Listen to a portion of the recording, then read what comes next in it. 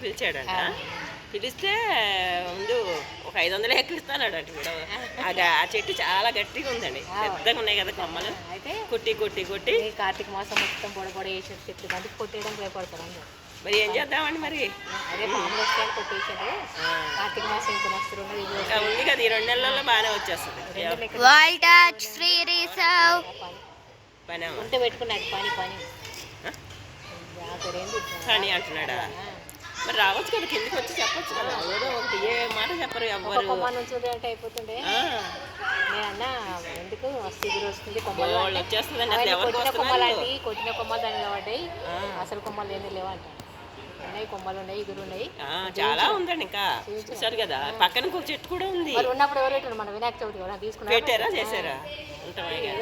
దాని ఎండ ముళ్ళు, అది ఎండ బూజు బూజులాగా ఉంటున్నాయి చూసారా ఆకులు. కాయలు కాసినాయంట. కాయలు కాసినాయి మరి, కాయలు ఈయన బాగా చెప్తాడు. అవునండి, కింద పడ్డాయి కాయలు ఉన్నాయి. మరి ఏం చేసుకుంటాం? అదే ఏం చెప్తారా అంటే ఏం చెప్తారమ్మా అంటే ఏం చెప్తారు పడేస్తారు. అంతే కదా మరి, ఏ ఎలక్కాయలన్నా అయితే ఏదో ఒకటి చేసుకుంటాను. ఆయన జవాబు నేను మంచిగా ఇచ్చిన, ఆయన జవాబు మంచిగా ఇచ్చాను.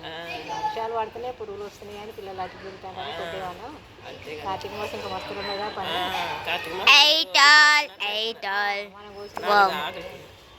Let's see who'll win. This is for 21 points. Let's see who'll win. This is for 21 points. అది కూడా కొట్టనని మంచి కాయలు కాస్తాయి. ఆ పరవ ఉన్నప్పుడు మంచి కాయలు కాస్తాయి. మీరు ఊరికే కొట్టిచ్చేస్తున్నారు, కోత వచ్చింది అంటున్నారు. లైట్ కనపడట్లేదు అన్నాడు.